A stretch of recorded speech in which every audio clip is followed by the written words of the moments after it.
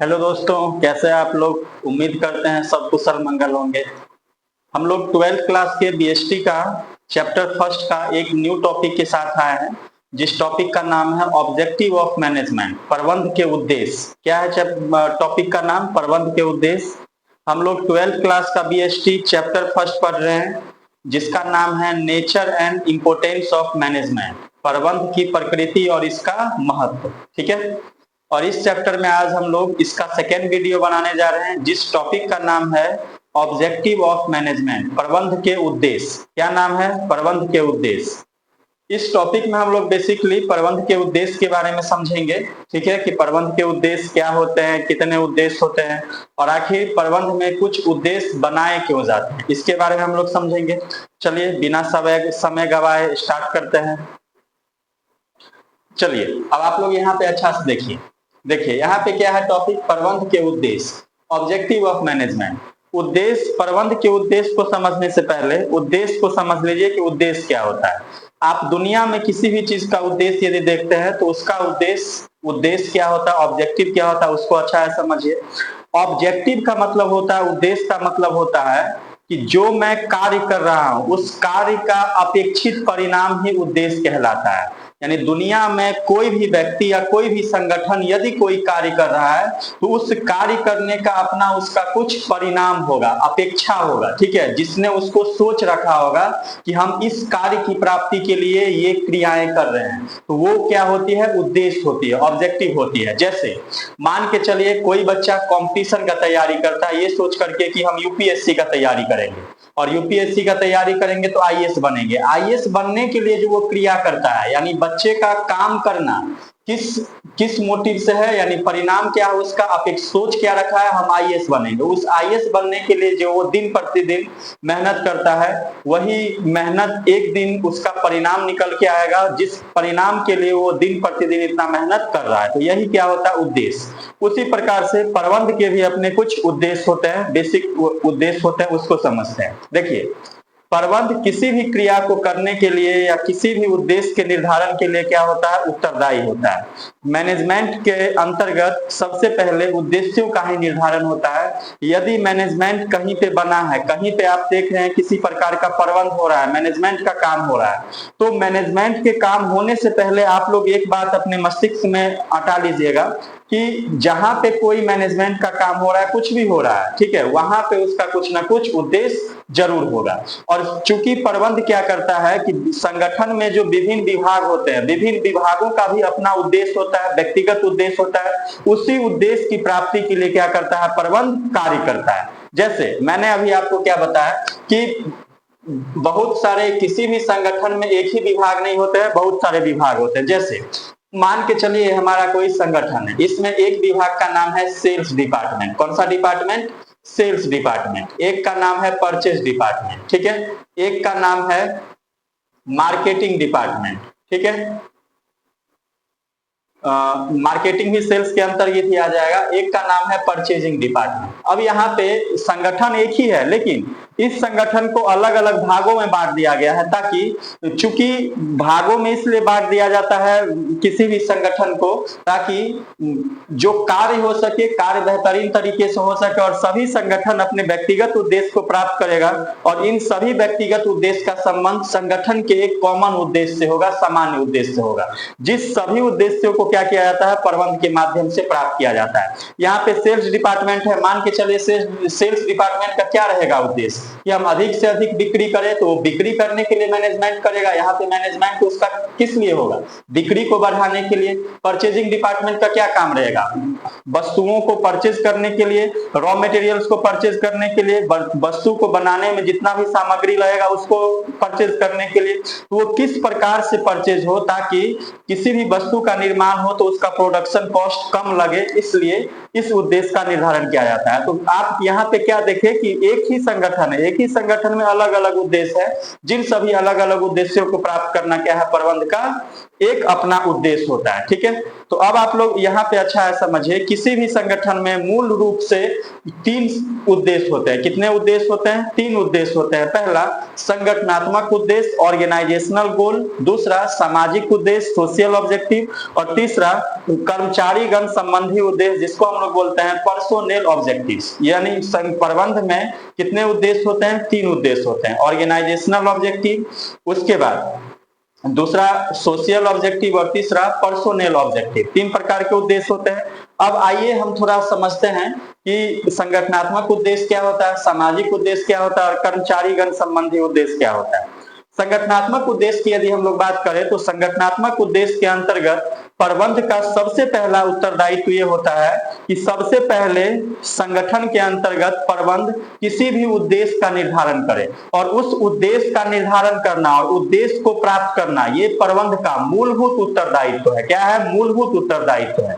यानी ये प्रबंध का एक प्रकार का मूलभूत उत्तरदायित्व है, जिसके माध्यम से प्रबंध क्या करता है, जिसके माध्यम से प्रबंध संगठन के सभी विभागों में उद्देश्य का निर्धारण करता है और उस उद्देश्य की प्राप्ति के लिए अलग अलग तरीके से कार्य करता है। इतना ही नहीं, एक संगठन में विभिन्न प्रकार के पक्ष होते हैं, हितधारक होते हैं। जिन हितधारकों के हितों की भी रक्षा करना प्रबंध के संगठनात्मक उद्देश्य के अंतर्गत आता है। जैसे कोई संगठन है, इस संगठन में विभिन्न सारे पक्षधर होते हैं। क्या होते हैं? विभिन्न सारे पक्षधर होते हैं जो इस संगठन में जुड़े हुए होते हैं। जैसे सबसे पहले व्यवसाय का इन्वेस्टर, जिसे हम लोग बोलते हैं निवेशक। क्या बोलते हैं? निवेशक। दूसरा आप लोग देखिएगा कर्मचारी, जिसको हम लोग बोलते हैं वर्कर्स, कर्मचारी। तीसरा सरकार। कौन होता है चला सब? सरकार। ठीक है, तो ये सभी जो होते हैं ये किसी भी संगठन के पक्षधर होते हैं, जिनका किसी न किसी रूप से इस संगठन से क्या होता है? हित जुड़ा होता है। इस हित का भी प्राप्त करना, इनके हितों का भी ध्यान रखना प्रबंध का ही क्या है? एक अपना उद्देश्य है, जो किसके अंतर्गत आता है? संगठनात्मक उद्देश्य के अंतर्गत आता है। अब आप लोग यहाँ पे अच्छा है समझिए, प्रबंध क्या करता है? इन उद्देश्यों की प्राप्ति के लिए इनके हितों को ध्यान में रखते हुए जो किसी भी संगठन के जो भौतिक संसाधन होते हैं और जो मानवीय संसाधन होते हैं, भौतिक और मानवीय दोनों संसाधनों का प्रबंध क्या करता है? अनुकूलतम उपयोग करता है। कौन सा उपयोग करता है? अनुकूलतम उपयोग करता है। और अनुकूलतम उपयोग करके वो क्या करता है? अधिक से अधिक प्रॉफिट कमाने की कोशिश करता है। क्या करने की कोशिश करता है? प्रॉफिट कमाने की कोशिश करता है। या यहाँ पे प्रबंध क्या करता है कि जो हमारा मानव संसाधन है, जो हमारा भौतिक संसाधन है, दोनों में ऐसा तालमेल बनाता है ताकि इनके दोनों के उपयोग करके संगठन प्रबंध क्या करेगा? अधिक से अधिक प्रॉफिट जनरेट कर सकेगा। इसके लिए किसी भी संगठन के अंतर्गत, संगठनात्मक उद्देश्य के अंतर्गत 3 प्रकार के क्रियाएं देखने को मिलती है, जो मुख्य रूप से आर्थिक रूप से संपन्न किया जाता है। पहला जीवित रहना, संगठन को सबसे पहले जीवित रहना, टू सर्वाइवल। दूसरा प्रॉफिट, और तीसरा ग्रोथ। क्या? ग्रोथ। तो अब यहाँ पे आप लोग थोड़ा हेजिटेट मत होइएगा। ये जो आप 3 प्रकार देख रहे हैं ये आर्थिक क्रियाएं हैं। संगठनात्मक उद्देश्यों की प्राप्ति के लिए कुछ आर्थिक क्रियाएं किया जाता है जो निम्नलिखित है। कौन कौन सा? टू सर्वाइवल, प्रॉफिट, और तीसरा ग्रोथ। क्या है? ग्रोथ। अब तीनों को अलग अलग समझिए। अब पहला क्या है चला? To survival. सर्वाइवल होने का मतलब ये है, ध्यान से समझिएगा। सर्वाइवल होने का मतलब क्या है? कि जीवित रहना। जीवित रहने का मतलब है कि कोई भी संगठन दुनिया में है तो सबसे पहले उसका जो संगठन के अंतर्गत पहला उद्देश्य रहेगा और पहली जो आर्थिक क्रियाएं की जाएगी उस संगठन के द्वारा पहली आर्थिक क्रियाएं यही सोच के की जाएगी कि हम इस बाजार में टिके रहे, मेरे संगठन का अस्तित्व, मेरे व्यवसाय का अस्तित्व इस बाजार में बना रहे। इसके लिए वो क्या करेगा? अधिक से अधिक धन कमाना चाहेगा, क्योंकि यदि उसके पास धन है तो वो क्या कर सकता है? लागतों को भी क्या कर सकता है? जो अलग अलग प्रकार के लागत होते हैं उस लागत को भी क्या किया जा सकता है? कम किया जा सकता है। इसीलिए संगठन के अंतर्गत सबसे पहले जो आर्थिक क्रियाएं किया जाता है, क्या सोच के किया जाता है? कि हमारा व्यवसाय, हमारा संगठन जीवित रहे। दूसरा क्या है? प्रॉफिट। केवल जीवित रहना ही किसी भी संगठन या व्यवसाय के लिए उपयुक्त नहीं होता है, बल्कि व्यवसाय को भविष्य में वृद्धि करने के लिए, अनिश्चितताओं से निपटने के लिए, जोखिमों से निपटने के लिए और अपनी लाभ की संभावनाओं को बढ़ाने के लिए क्या किया जाता है, व्यवसाय के द्वारा अधिक से अधिक प्रॉफिट कमाने के लिए सोचा जाता है। क्या करने के लिए? अधिक से अधिक प्रॉफिट कमाने के लिए सोचा जाता है। ठीक है, किस लिए प्रॉफिट कमाने के लिए सोचा जाता है? ताकि यदि कोई व्यवसाय अधिक से अधिक प्रॉफिट कमाएगा तो उसके सामने यदि भविष्य में किसी प्रकार की अनिश्चितता भी आए तो उस अनिश्चितता को वो सामना आराम से कर सकता है। यदि किसी व्यवसाय के पास पैसा ही कम रहे तो यदि कोई परेशानी आ गई, कोई अनिश्चितता आ गया तो उस अनिश्चितता को सामना तो वो नहीं कर सकता, ऐसे में व्यवसाय का अस्तित्व ही खत्म हो जाएगा।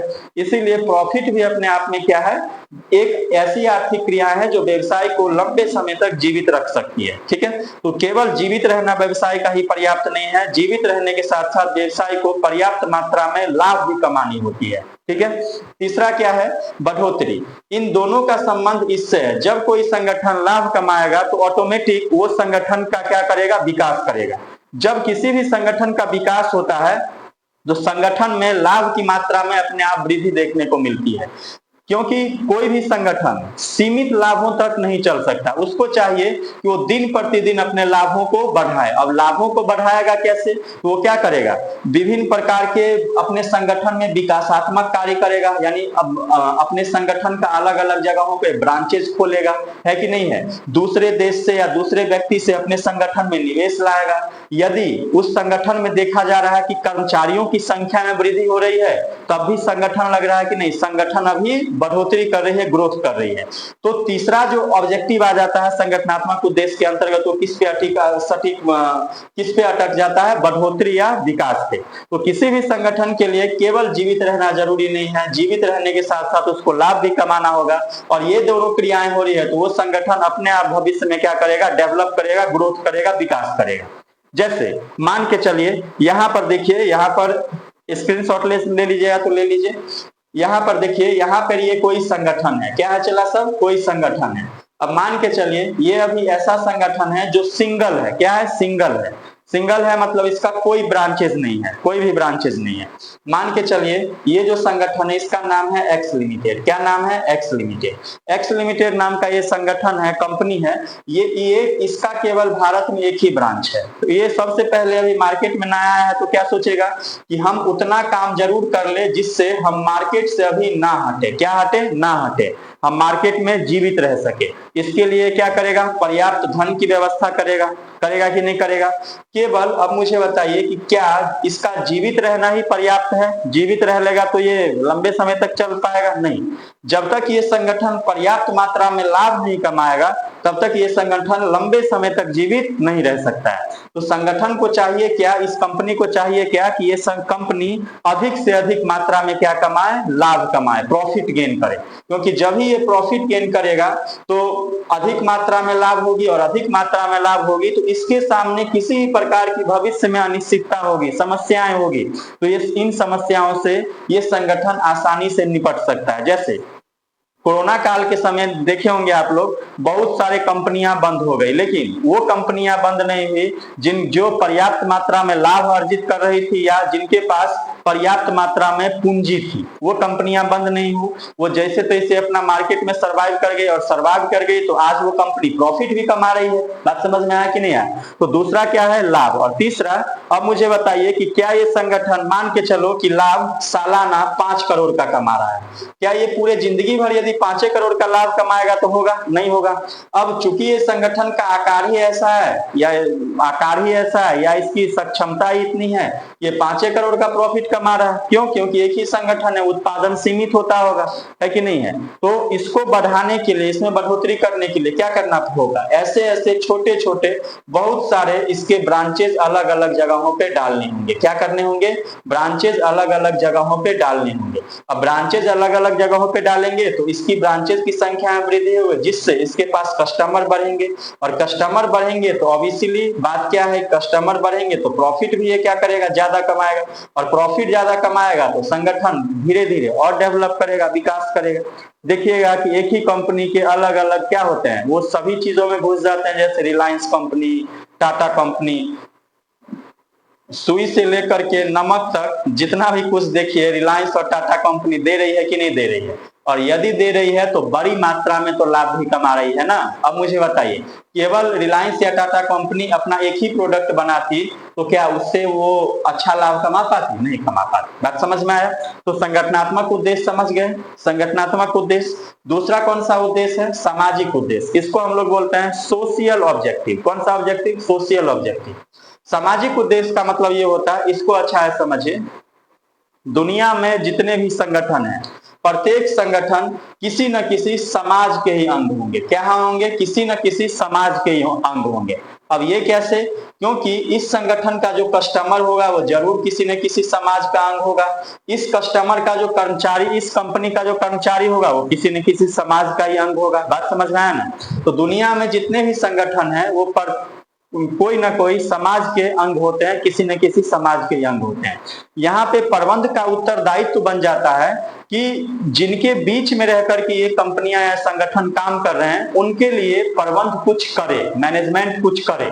अब उनके लिए क्या किया जाएगा? तो उनके लिए आर्थिक मूल्यों को बढ़ावा दिया जाएगा। आर्थिक मूल्यों को बढ़ावा देने का मतलब है कि जो समाज के वंचित वर्ग हैं उनके लिए रोजगार के अवसर प्रदान करेंगे। ठीक है, उनके लाइफ स्टाइल यानी जीवन यापन में क्या करेंगे? उनके लाइफ स्टाइल में वृद्धि देखने को, यानी वृद्धि करने की कोशिश करेंगे। उनके स्वास्थ्य संबंधी कार्य करेंगे, उनके शिक्षा संबंधित कार्य करेंगे। तब जाके वो संगठन क्या करेगा? और ग्रो कर पाएगा। जैसे आपने टाटा कंपनी के बारे में सुना होगा कि टाटा कंपनी ने कोरोना के समय में क्या किया था? कोरोना के समय में ऑक्सीजन सिलेंडर की क्या सप्लाई दिया था। तो ये क्या है? क्यों टाटा कंपनी ने ऐसा क्यों किया? दूसरी बात, टाटा कंपनी को देखिए कि उसका जो प्रॉफिट होता है उसका 1/3 भाग वो अपने दान में दे देता है। कितना? दान में ही दे देता है। ऐसा क्यों होता है? ऐसा इसलिए क्योंकि वो कंपनी किसी न किसी समाज की अंग है और भारत में काम करता है तो भारत समाज का अंग हुआ, तो भारत के लिए तो कुछ करना पड़ेगा ना। इससे संगठन को ही फायदा होता है, कंपनी को ही फायदा होता है। यदि कोई कंपनी समाज के लिए अच्छा काम कर रहा है, इससे उसके गुडविल में क्या होता है? वृद्धि होता है और लोगों का विश्वास उस कंपनी पे बनता है, जिससे उस कंपनी के कस्टमर्स की संख्या में क्या होती है? धीरे धीरे वृद्धि होती जाती है और वो कंपनी धीरे धीरे प्रॉफिट अधिक कमाने लगता है। बात समझ में आया? तो प्रत्येक संगठन का अपने समाज के प्रति भी कुछ मूलभूत उत्तरदायित्व है जिनको निभाना प्रबंध का क्या है? मूलभूत कर्तव्य है। बात समझ में आ गया? तो पहला संगठनात्मक उद्देश्य और दूसरा सामाजिक उद्देश्य। संगठनात्मक उद्देश्य में आर्थिक क्रियाएं निम्न 3 प्रकार से की जाती है: जीवित रहना, लाभ कमाना और बढ़ोतरी या विकास। दूसरा उद्देश्य का क्या नाम है? सामाजिक उद्देश्य, सोशियल ऑब्जेक्टिव। और तीसरा का नाम है कर्मचारीगण संबंधी उद्देश्य। इसको हम लोग बोलते हैं पर्सोनेल ऑब्जेक्टिव। कौन सा ऑब्जेक्टिव? Personnel objective. अब ये पर्सोनेल ऑब्जेक्टिव क्या होता है, थोड़ा इसको भी अच्छा है समझते हैं। अब आप लोग मुझे बताइए कि किसी भी संगठन में, जो किसी भी कंपनी में जो अलग अलग विभाग होते हैं, जैसे ऊपर मैंने बनाया था मार्केटिंग विभाग, परचेसिंग विभाग, ये सब जो मैंने विभाग बनाया था उसमें क्या लोग आते हैं, इंडिविजुअल लोग आते हैं, अलग अलग क्षेत्र से लोग आते हैं, जिनकी पृष्ठभूमि क्या होती है? अलग अलग होती है, जिनकी सोचने विचारने की क्षमता अलग अलग होती है, जिनकी योग्यता अलग अलग होती है। लेकिन जब ये लोग आपस में मिल करके किसी भी कंपनी के लिए काम करते हैं तो वो समूह में काम करते हैं। किसके लिए काम करते हैं? समूह में काम करते हैं। लेकिन अब मुझे बताइए कि जो व्यक्ति समूह में काम करता है, प्रत्येक व्यक्ति का अपना कुछ ना कुछ क्या होगा? ख्वाहिश होगा, तमन्ना होगा, है कि नहीं है? कुछ उद्देश्य होगा, व्यक्तिगत उद्देश्य होगा, जिस उद्देश्य की पूर्ति के लिए व्यक्ति इस संगठन का हिस्सा बने, है कि नहीं है? तो यहाँ पे प्रबंध का दायित्व क्या बनता है कि जो इसके अंतर्गत कर्मचारी गण भी रहते हैं उसके उद्देश्यों को भी पूर्ति करे। जैसे इनका सबसे मूलभूत उद्देश्य क्या रहेगा कि हमको जितना काम कर रहे हैं उस एवज में हमको वेतन मिलना चाहिए, समय समय पर हमारे वेतन में क्या होनी चाहिए? वृद्धि होनी चाहिए। हमारा जो सामाजिक मूल्य है, सामाजिक मूल्यों में क्या होनी चाहिए? बढ़ोतरी होनी चाहिए।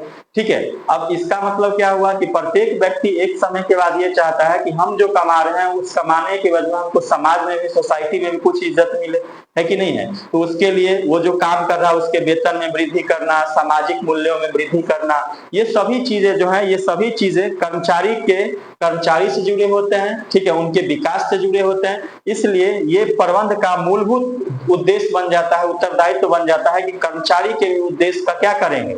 निर्वहन करेंगे, उद्देश्यों की प्राप्ति में क्या करेंगे, उनके सहायता करेंगे। अब यहाँ पर आप लोग एक बात अच्छा है समझिए, जब तक कर्मचारीगण संबंधी उद्देश्य और संगठनात्मक उद्देश्य दोनों के बीच तालमेल नहीं बैठेगा, तब तक किसी भी संगठन का जो मूलभूत उद्देश्य है उसकी प्राप्ति नहीं हो पाएगी। मैंने क्या बोला, जब तक कर्मचारीगण उद्देश्य और संगठनात्मक उद्देश्य दोनों के मध्य तालमेल नहीं बैठेगा, तब तक किसी भी प्रबंध किसी भी संगठन या कंपनी के लिए मूलभूत जो उद्देश्य होते हैं उसकी प्राप्ति नहीं कर सकता। अब कैसे, यदि कर्मचारी संगठन के लिए अच्छा से नहीं काम करेंगे तो क्या कभी उद्देश्य प्राप्त होगा, नहीं होगा, ठीक है। तो या संगठन कर्मचारी के लिए अच्छा नहीं सोचेगा तो क्या उद्देश्य प्राप्त होगा, नहीं होगा। तो दोनों एक दूसरे से जुड़े हुए हैं और दोनों का उद्देश्य, दोनों में तालमेल कब अच्छा बैठ सकता है, जब प्रबंध दोनों के मध्य क्या करे, सामंजस्य स्थापित करे और ऐसा माहौल क्रिएट करे कि कर्मचारी भी काम करे तो नहीं, उसको लगे कि नहीं हम जो काम कर रहे हैं हमको उसके एवज में क्या मिल रही है, वेतन मिल रही है। बात समझ में आया। और संगठन को भी लगे कि नहीं ये जो व्यक्ति मेरे संगठन में काम कर रहा है वाकई में संगठन के लिए दिन रात मेहनत करता है। बात समझ में आया है कि नहीं है। तो ये था प्रबंध के उद्देश्य। इस वीडियो से आई होप मुझे लग रहा है कि समझ में आ जाना चाहिए। यदि समझ में नहीं आएगा तो कमेंट में जरूर क्वेश्चन पूछ लीजिएगा। तो यहाँ से बोर्ड 5 नंबर का क्वेश्चन पूछेगा कि प्रबंध से आप क्या समझते हैं, इसके उद्देश्यों का वर्णन करें। तो प्रबंध से आप क्या समझते हैं, प्रबंध मतलब प्रबंध क्या है, प्रबंध स्वयं काम करने एवं दूसरे से काम करवाने की युक्ति अथवा कला को कहते हैं। जो व्यक्ति प्रबंध करने का कार्य करता है उसे वो क्या बोलते हैं, प्रबंधक। क्या बोलते हैं, प्रबंधक। प्रबंध के निम्नलिखित उद्देश्य हैं। संगठनात्मक उद्देश्य, संगठनात्मक उद्देश्य की प्राप्ति के लिए निम्न प्रकार की आर्थिक क्रियाएं की जाती है, जीवित रहना, लाभ कमाना और ग्रोथ करना।